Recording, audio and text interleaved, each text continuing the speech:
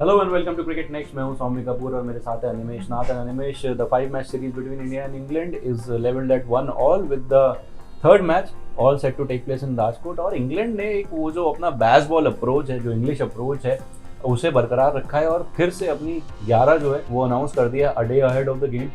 एक चेंज है, शोएब बशीर की जगह मार्क वुड को ले आए हैं वो। तो 2 पेसर्स के साथ they are going in. Anderson already वहां पे थे। तो मैं जल्दी से आपको 11 बता देता हूँ इंग्लैंड की क्या है, उसके बाद बात करेंगे कि what do you make of this combination, what do you make of the की इंग्लैंड पिच के बारे में क्या सोच रहा है। तो Jack Crawley, Ben Duckett, Ollie Pope, Joe Root, Jonny Bairstow, Ben Stokes captain है। Ben Foakes will be the wicket keeper, Rehan Ahmed, Tom Hartley, Mark Wood and James Anderson. तो ये 11 है। टॉम हार्टले और रेहान अहमद और जो रूट, उनके 3 स्पिनर्स हैं। वहीं मार्क वुड और जेम्स एंडरसन 2 पेसर्स हैं। तो what do you make of this?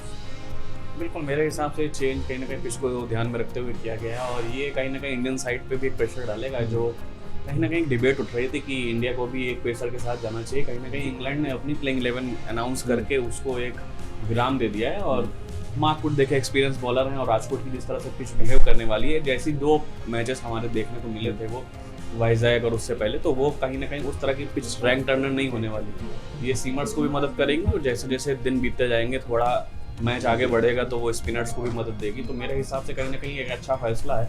और बशीर अहमद को टीम से बाहर किया है कि ये थोड़ा सा डिबेटेबल हो सकता है, क्योंकि जिस तरह से उनकी हाइप क्रिएट हुई थी। लेकिन तो मेरे हिसाब से कहीं ना कहीं उनको बाहर करना टीम के लिए आसान था, क्योंकि रेहान अहमद की तरह टॉम हार्टले वहाँ पे हैं और रेहान अहमद थोड़े से कन्वेंशनल स्पिनर से अलग हटके कुछ अलग करने की कोशिश करते रहते हैं। और उन्होंने जिस तरह से अप्रोच अपने अभी एक रिसेंट जो उन्होंने कमेंट किया था कि मैं विकेट लेने में ज़्यादा बिलीव करता हूं, तो उनके बैच बॉल अप्रोच को भी सूट करता है कि मैं इकोनॉमिकल होने के अपेक्षा कहीं ना कहीं एक विकेट टेकिंग बॉलर बनना ज़्यादा पसंद करूंगा, जबकि उन्होंने कई मेडन ओवर डाले थे।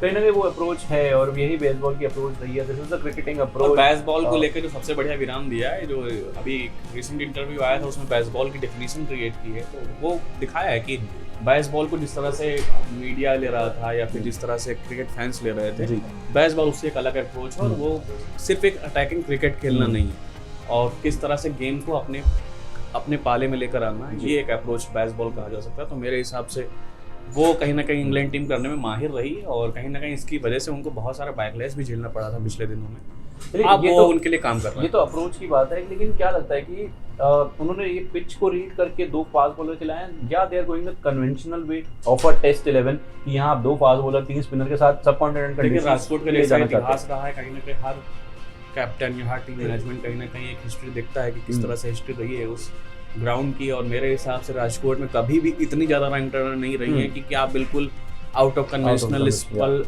वे से जाएं और वहाँ पर 3-4 स्पिनर्स के साथ जाएं और एक फास्ट पेसर के साथ जाएं।